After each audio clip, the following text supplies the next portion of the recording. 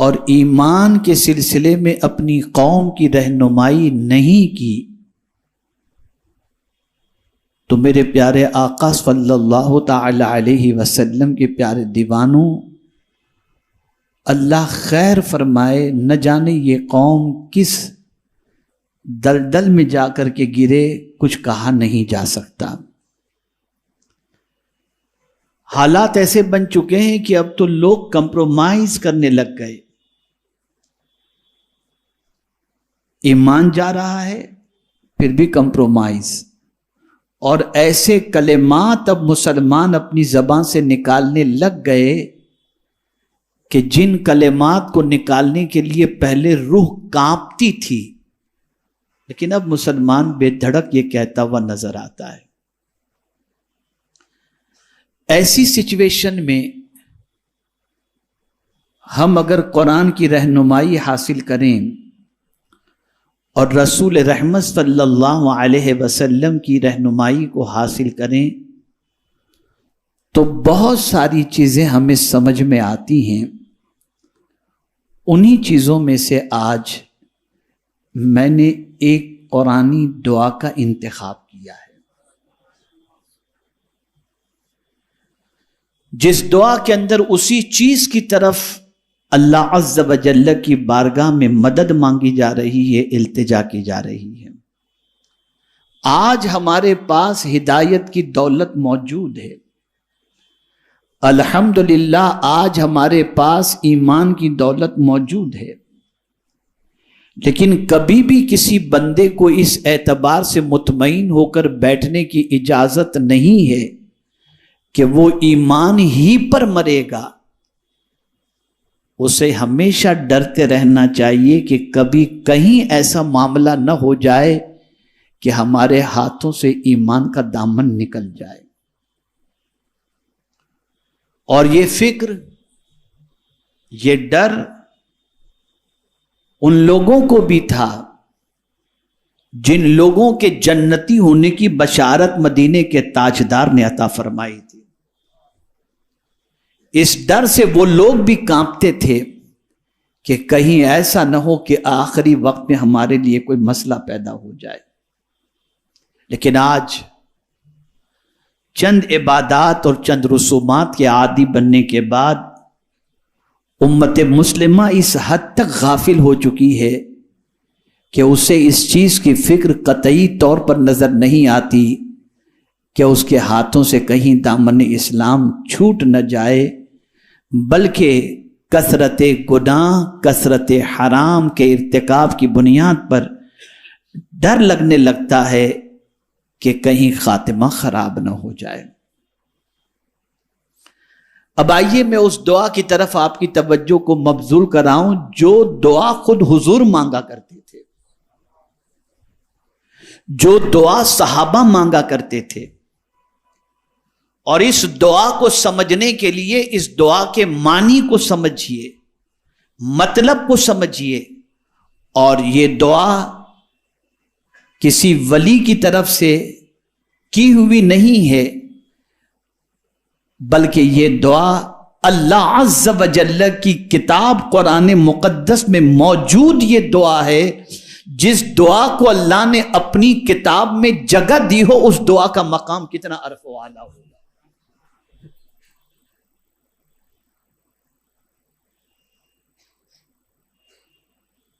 دعا کا آغاز ہوتا ہے ربنا،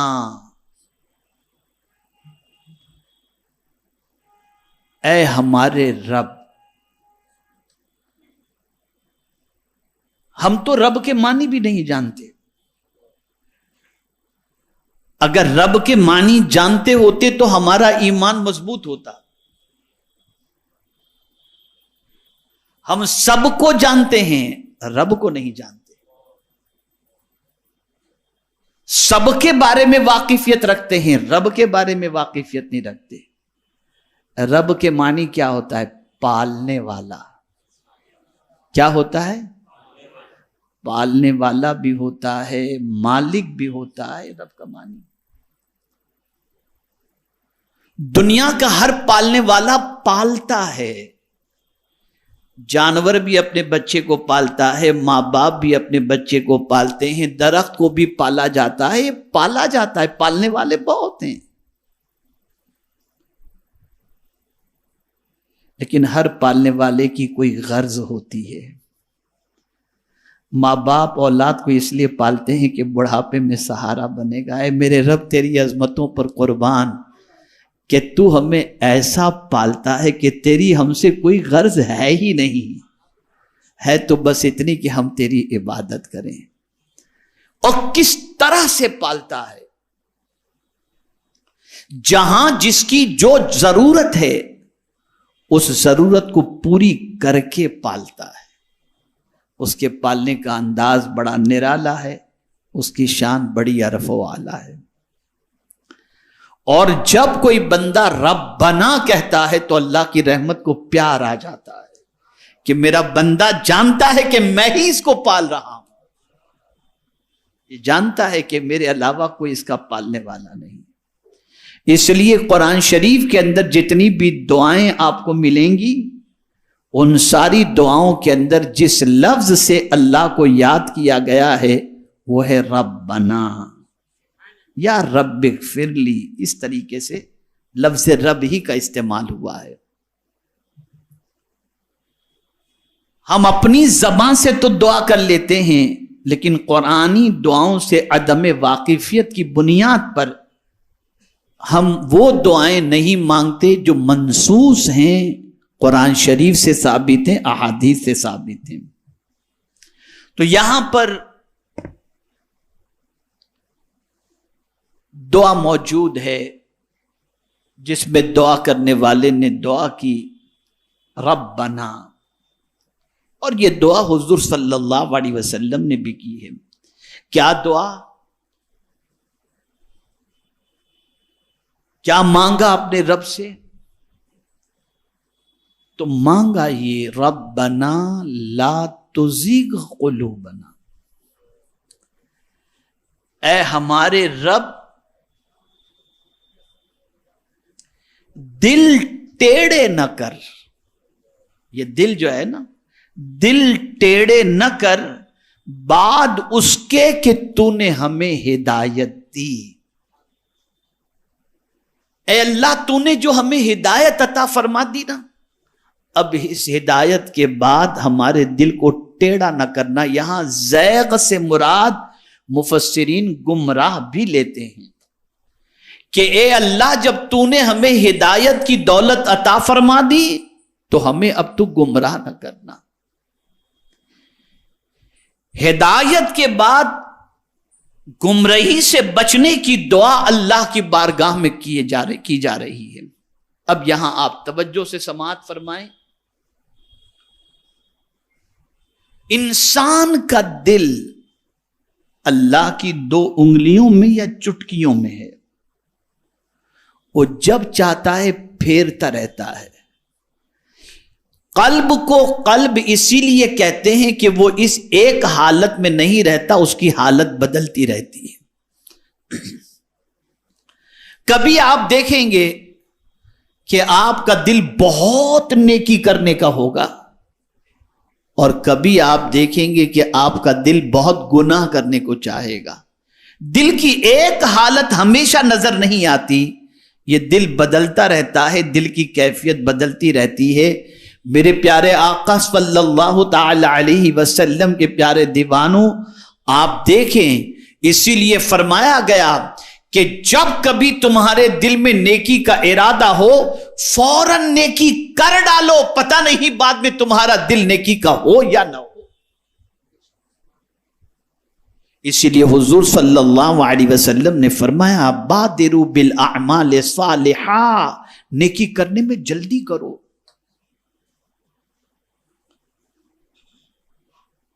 میرے پیارے آقا صلی اللہ تعالی علیہ وسلم کے پیارے دیوانوں، حدیث مبارکہ میں آقا کریم صلی اللہ علیہ وسلم کے ارشاد کا مفہوم موجود ہے۔ ایک درخت سے کوئی پتا گر کر زمین پر آ جائے، توجہ چاہوں گا، درخت سے کوئی پتا گر کر زمین پر اگر پڑا رہے تو ہوا کا جھونکا اس درخت کو اڑا کر لے جاتا ہے. ہوتا یہ نہیں ہوتا؟ جواب دیں اگر میری بات سمجھتے ہیں. ایسا جواب دیں میں سمجھوں کہ آپ سر ہی نہیں ہلا رہے، زبان بھی ہلا رہے ہیں، سمجھ میں آ رہی ہے بات، ہے نا؟ درخت کے پتے کی طاقت کیا ہے؟ ایک ہوا کا جھونکا آیا تو کبھی ادھر کبھی ادھر، کبھی پلٹ رہا ہے، کبھی یوں ہو رہا ہے، کبھی یوں ہو رہا ہے. فرمایا گیا تمہارا دل بھی ایک درخت کے پتے جیسا ہے، جب چاہتا ہے مولا اسے گھماتا رہتا ہے.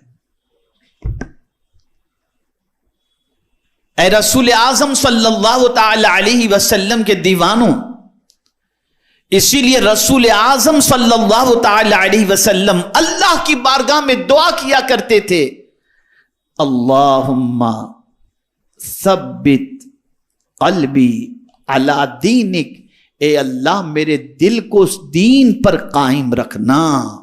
یہ حضور کی دعا. اس لیے کہ انسان کے لیے سب سے بڑی دولت یہ ہے کہ انسان اس دنیا سے جائے تو اس کا خاتمہ ایمان پر ہو. اس لیے کہ کامیاب وہ نہیں جو سب کچھ اس دنیا میں بنا کر کے جائے، کامیاب وہ ہے جو اس دنیا سے جائے تو ایمان ساتھ لے کر کے جائے. وہ در حقیقت تو دعا ہے، اے رب ہمارے دل ٹیڑے نہ کر بعد اس کے کہ تو نے ہمیں ہدایت دی. ہدایت بہت بڑی دولت ہے، اور یہ بات بھی یاد رکھیں، اللہ جسے ہدایت دے اسی کو ہدایت ملتی ہے. اللہ جسے ہدایت دے، اور وہ جب ہدایت دینے پر آتا ہے تو کبھی کبھی ایسے کو بھی ہدایت دے دیتا ہے کہ آدمی کی عقل دنگ رہ جاتی کہ کیا یہ بھی سیدھے راستے پر چلنے والا ہو سکتا ہے. اب یہاں میں آپ کو سب سے پہلے یہ بتا دوں کہ اللہ کی رحمت کو جوش میں اگر لانا ہے تو کس طرح سے اللہ کو پکارا جائے. اگر ہم یہ چاہتے ہیں کہ اللہ کی رحمت جوش میں آ جائے، جیسے کبھی کبھی یہ سمجھنے کے لیے اور سمجھانے کے لیے میرا رب ساری تمثیل سے پاک ہے، بچہ اپنی ماں سے کوئی بات منوانا چاہتا ہے تو پہلے گڑ گڑاتا ہے، ماں دے دے پلیز، ماں دے دے، ماں تیری مہربانی ہوگی، ماں مجھے دے دے، گڑ گڑاتا ہے. ٹھیک ہے نا؟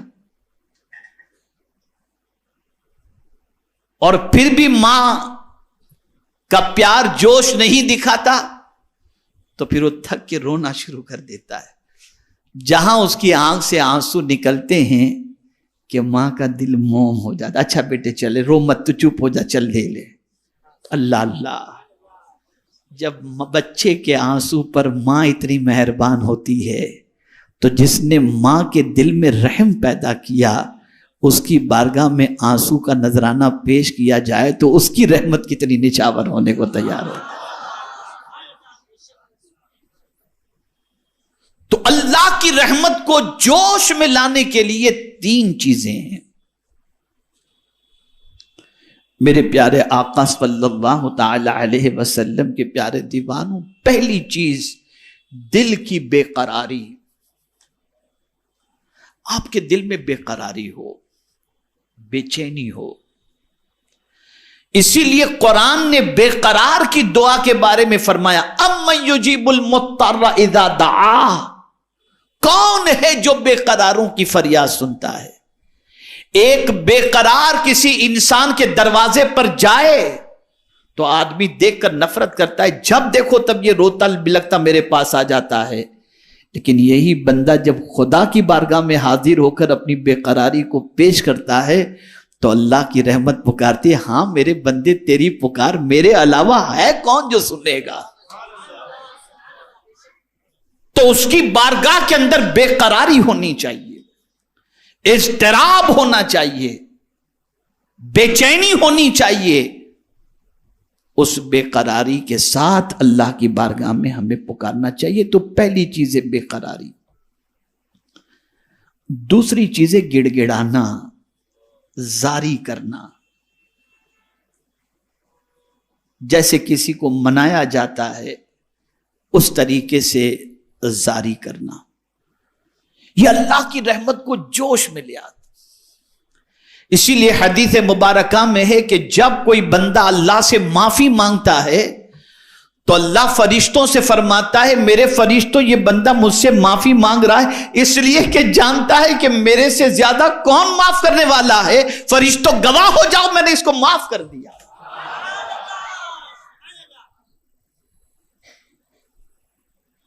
تو جب بھی خدا سے مانگو نا تو گڑ گڑا کے مانگو، اس کی رحمت کو جوش آ جائے گا،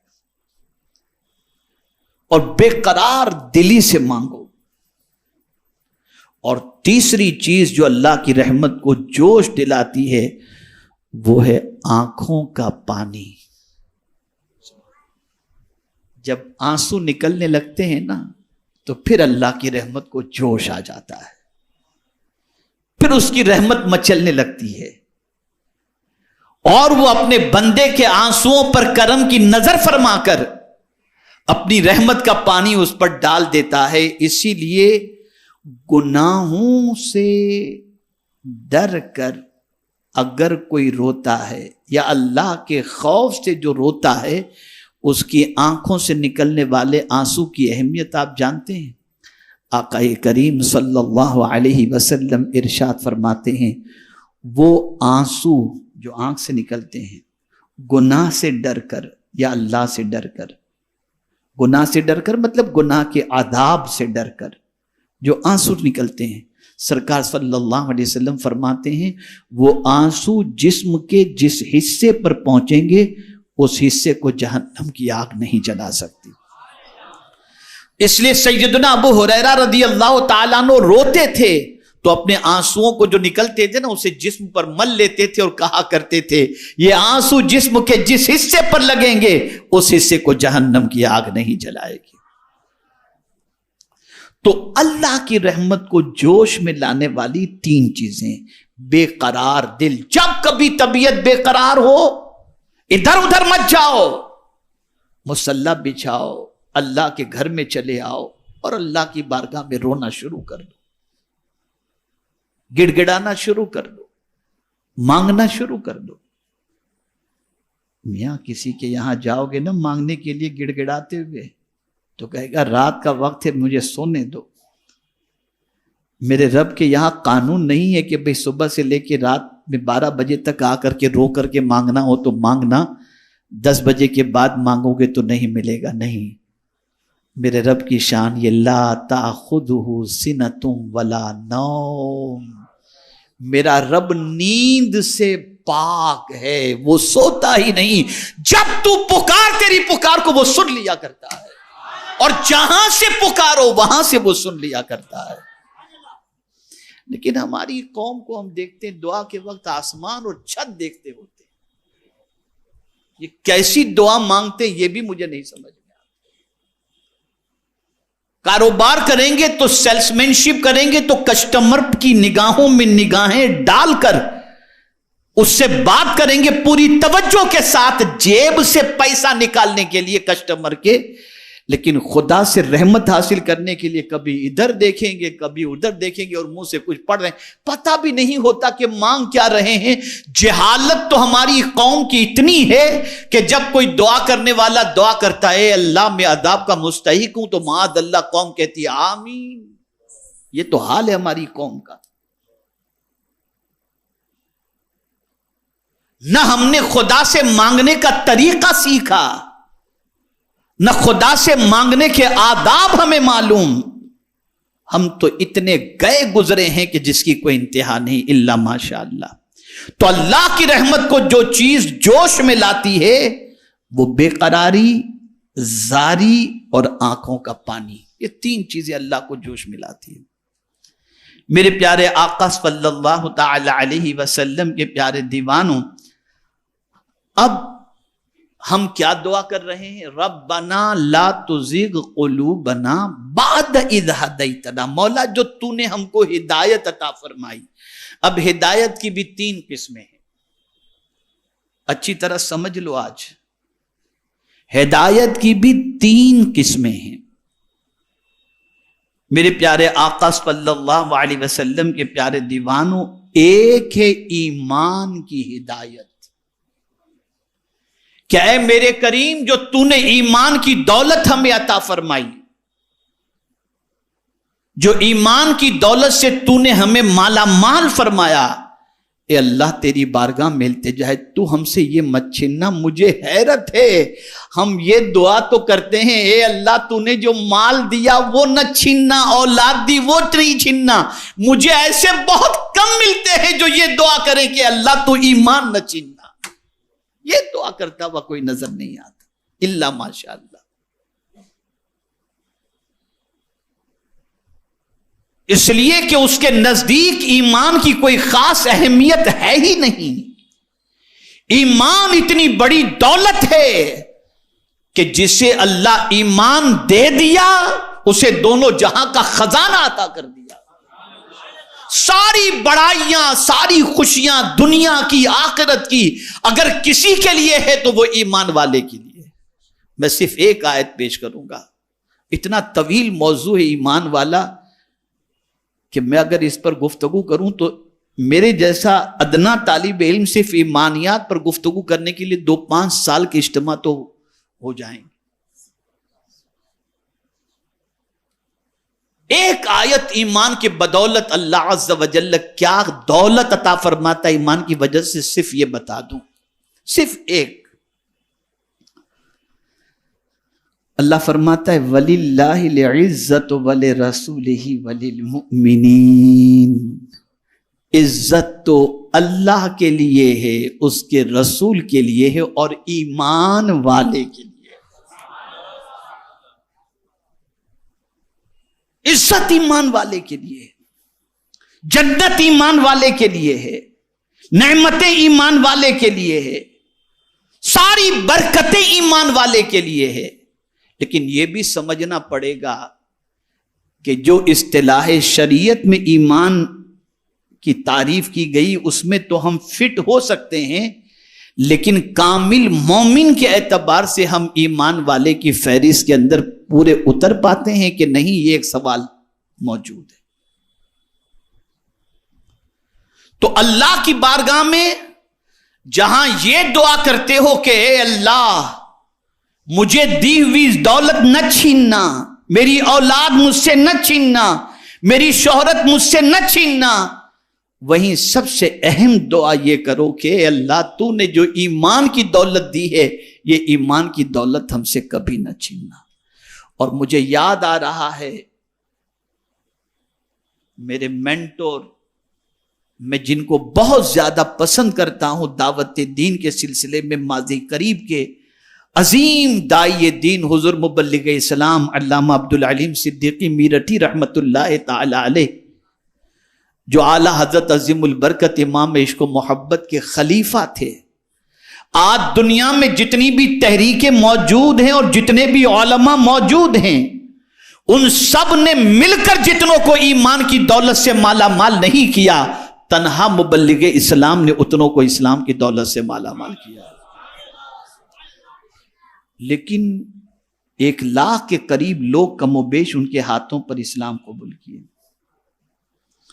لیکن جب مدینہ منورہ پہنچے، فکر دیکھیے، مدینہ منورہ پہنچے تو پہنچنے کے بعد اعلیٰ حضرت عظیم البرکت امام عشق و محبت کی خلیفہ قطب مدینہ علامہ ضیاء الدین مدنی رحمت اللہ تعالی علیہ، جو مدینہ منورہ ہی میں رہتے تھے،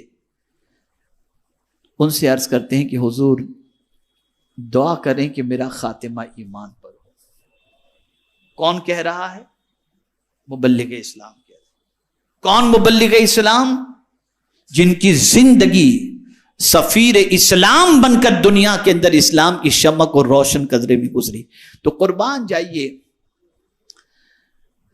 قطب مدینہ علامہ ضیاء الدین مدنی رحمت اللہ تعالی علیہ نے فرمایا مولانا انشاءاللہ آپ کا خاتمہ ایمان پر ہی ہوگا۔ تعجب میں پڑ گئے، کہا حضور آپ اتنا کانفیڈنس کے ساتھ کیسے کہتے ہیں؟ کہ انشاءاللہ میرا خاتمہ ایمان پر ہوگا. اب جواب سنیے مبلغ اسلام کو قطب مدینہ نے کیا جواب دیا. ارشاد فرمایا جتنے ہزاروں کے سینے کو ایمان کی دولت سے مالا مال کر دیا، اللہ اس کو کب ایمان کی دولت سے محروم کرے گا. کہنے کا مقصد یہ ہے کہ وہ لوگ بھی ڈرتے تھے ایمان کے سلسلے میں، اسی لیے حضور صلی اللہ علیہ وسلم نے ارشاد فرمایا خاتمے کا اعتبار ہے پوری زندگی آدمی مومن ہو کر کے گزارے، ڈر ہے کہ کہیں اس کا خاتمہ ایمان پر نہ ہو، اور ہو سکتا ہے پوری زندگی کفر میں کوئی گزارے اور مرنے سے پہلے اسے ایمان کی دولت نصیب ہو جائے. تو ہمیشہ اس بات کی فکر رکھنی چاہیے کہ اللہ ہمارا خاتمہ ایمان پر فرمائے. ہم تو ایمان کا فائدہ بھی نہیں جانتے، بس اتنا جانتے ہیں کہ گوشت مچھلی مرغی کھاتے رہے، بس مسلمان ہیں، بس یہی. ایمان کوئی معمولی چیز نہیں ہے، بہت بڑی دولت ہے، بہت بڑی دولت ہے. جسے یہ دولت مل گئی اسے دونوں جہاں کی نعمتیں نصیب ہو گئیں. تو پہلی چیز ہدایت کی ایک قسم یہ ہے کہ ایمان کی ہدایت، اللہ کسی کو ایمان کی ہدایت عطا فرمائے. دوسری ہدایت کی قسم ہے عبادت کی ہدایت، اللہ کسی کو عبادت کی توفیق عطا فرمائے. بہت سارے بڑے اکڑتے ہیں، بڑے خوش ہوتے ہیں، ارے یار بس دعا کرو مولانا نماز کی توفیق مل جائے، دعا کرو. ویسے اتنا ٹائم کہاں مولانا ملتا ہے، اللہ کا دیا ہوا بہت کچھ ہے، مصروف اتنا رہتا ہوں، بس دعا کرو. اور وہ سمجھتے ہیں بنگلہ ہے، گاڑی ہے، پیسہ ہے، شہرت ہے، عزت ہے، آسائش کا سارا سامان ہے تو گویا اللہ ان پر مہربان ہے. ایک غلط سوچ یہ بھی ہے، وہ یہ سمجھتے ہیں جن کو عبادت کی توفیق نہیں اور یہ ساری چیزیں موجود ہیں ان کے پاس، وہ سمجھتے ہیں کہ ان کو سب کچھ مل گیا، اللہ ان پر مہربان ہے. لیکن یہاں میں آپ کو بتا دوں، جملہ یاد رکھیے گا اور زندگی بھر یاد رکھیے گا، اللہ جس بندے کو چاہتا ہے اسے بھی دولت دیتا ہے، اور جسے نہیں چاہتا اسے بھی دولت دیتا ہے. لیکن سجدے کی توفیق تو صرف اسی کو دیتا ہے جسے وہ چاہتا ہے. اور یہ عبادت کی ہدایت بہت بڑی ہدایت ہے. جس کو نیکیوں کی توفیق مل گئی سمجھ لیجیے اللہ کا اس پر خصوصی کرم ہے. جسے عبادت کی توفیق مل گئی وہ سمجھ لے کہ اس پر اللہ کا خصوصی کرم ہے کہ اس نے اسے بندگی کا سلیقہ بھی عطا فرمایا اور بندگی کی توفیق. تو ہدایت سے ایک مراد عبادت کی ہدایت بھی ہے، اور ہدایت کے معنی راستہ دکھانا بھی ہے، راستہ چلانا بھی ہے. اور یہاں پر اگر کوئی یہ سمجھے کہ یہاں ہدایت سے مراد پہنچانا ہے، یہاں پہنچانا مراد نہیں، ایصال مراد نہیں ہے. اس لیے کہ جب ایک بار خدا کسی کو پہنچا دیا تو پھر ظاہر سی بات ہے کہ وہ تو پہنچ چکا ہے، پھر اب وہ نہیں. لیکن اللہ عز و جل یہاں راستہ دکھاتا ہے، راستہ چلاتا ہے. ہدایت سے مراد دکھانا بھی اور چلانا بھی ہے، لیکن زیادہ تر اہدنا الصراط المستقیم کے حوالے سے خود اعلیٰ حضرت عظیم البرکت نے جو ترجمہ کیا وہ یہی ہے، اے اللہ ہم کو سیدھے راستے پر چلانے کی بات. اور چل وہی سکتا ہے، غور سے سنیے گا، اس جملے کو یاد رکھیے گا دل و دماغ کے اندر، چل وہی سکتا ہے جسے خدا چلائے، اپنی مرضی سے نہیں. اسی لیے سورہ فاتحہ میں اس دعا سے پہلے مدد مانگنے کا حکم ہے، ایاک نعبد و ایاک نستعین، ہم تیری ہی عبادت کریں اور تیری ہی عبادت کریں اور تجھی سے مدد مانگتے ہیں. اور اس کے بعد اہدنا الصراط المستقیم، مولا تجھ سے مدد مانگ رہے ہیں کہ ہم کو سیدھے راستے پر چلا. اس کی مدد جس کے شامل حال ہوگی وہی سیدھے راستے پر چلے گا، وہی سیدھے راستے پر. اور سیدھے راستے پر چلانا اس کا کام ہے۔ یہ بھی ایک بڑا تفصیلی موضوع ہے، کون سیدھے راستے پر چل سکتا ہے اور کون سیدھے راستے سے بہک سکتا ہے۔ قرآنی آیات کا انبار ہے، اس کے اوپر انبار لگا ہوا ہے، کون بھٹک سکتا ہے اور کون سیدھے راستے پر چل سکتا ہے۔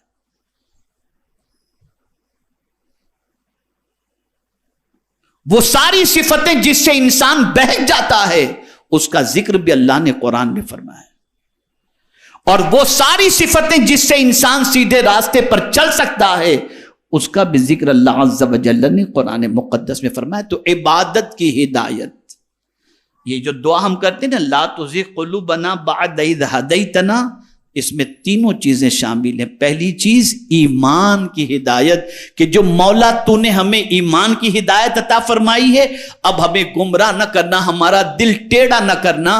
اور یہ بھی مراد ہو سکتا ہے کہ مولا تو نے جو ہمیں عبادت کی ہدایت عطا فرمائی ہے تو ہمارا دل ٹیڑھا نہ کرنا، گمراہ نہ کرنا، یہ عبادت کا ذوق و شوق ہمارا باقی رہے۔ اور تیسری قسم معاملات کی ہدایت، لین دین، تعلقات، لوگوں سے سلوک، یہ بہت بڑی چیز ہے۔ معاملاتی زندگی آج اگر مسلمانوں کی دیکھی جائے تو بہت خراب ہے، بہت خراب ہے، بہت خراب ہے۔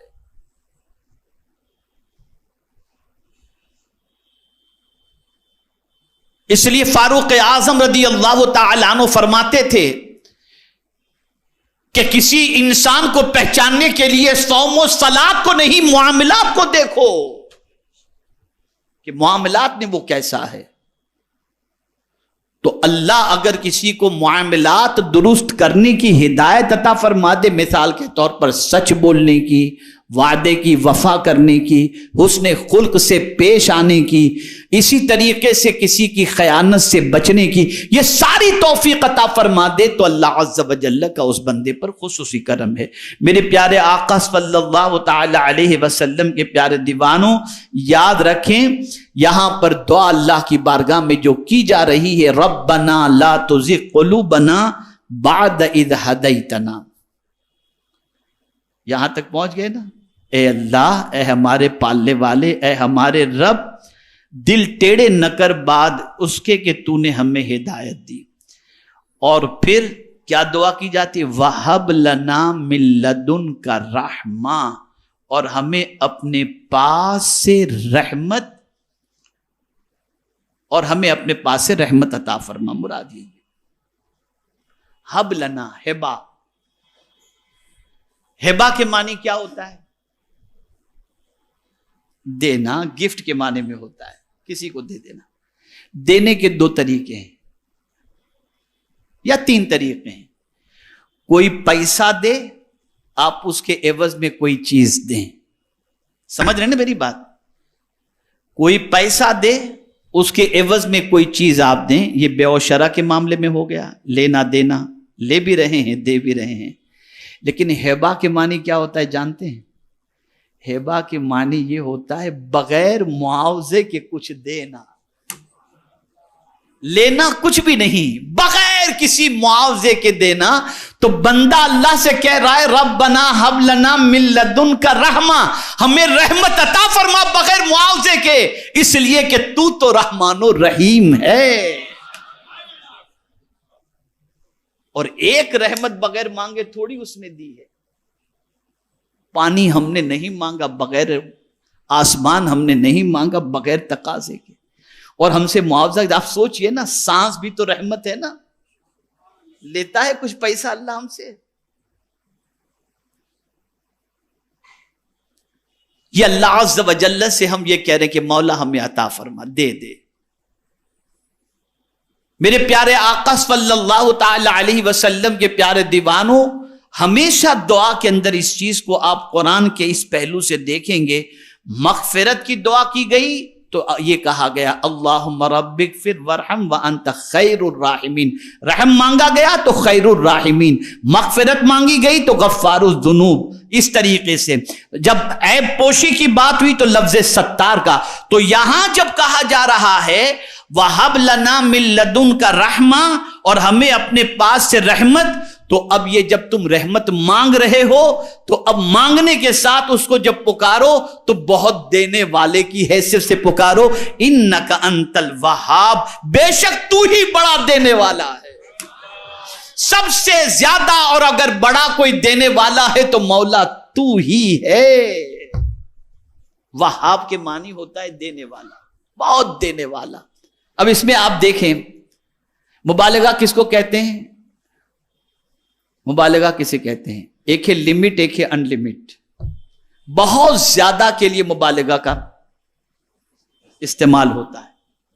اب یہاں وہاب کہا گیا، یعنی مولا تو تھوڑا دینے والا نہیں، بہت دینے والا ہے. اور ایسا دینے والا ہے کہ بن مانگے دینے والا ہے، بغیر طلب کے دینے والا ہے. اور ایسا دینے والا ہے، ایسا دینے والا ہے کہ تیرے دینے سے تیرے خزانے میں کوئی کمی بھی نہیں آتی، اس لیے کہ ہر دینے والا اپنے خزانے کو دیکھتا ہے. کوئی دولت دیتا ہے، کوئی بھیک دیتا ہے، کوئی مکان دیتا ہے، کوئی کیا دیتا ہے، کوئی کیا دیتا ہے. لیکن اے اللہ تو جو بندہ مانگے وہ سب عطا کرتا ہے، اور تھوڑا نہیں. اس لیے کہ تیری شان یہ ہے وَإِن مِّن شَيْءٍ إِلَّا عِندَنَا خَزَائِنُهُ. اللہ فرماتا ہے ہر چیز کا خزانہ میرے پاس ہے، تم جو مانگو گے میں بہت زیادہ تمہیں عطا کرنے کے لیے تیار. یہ وہ دعا ہے جس کے بارے میں میرے پیارے آقا صلی اللہ تعالی علیہ وسلم کے پیارے دیوانوں، میں یہاں پر بتا دوں حدیث مبارکہ کی روشنی میں، تاکہ آپ کی سمجھ میں اچھی طریقے سے یہ بات آ جائے کہ حضرت ابو ہریرہ رضی اللہ تعالیٰ عنہ اکثر دعا کرتے تھے، اے اللہ مجھے زنا سے بچا، اے اللہ مجھے چوری سے بچا.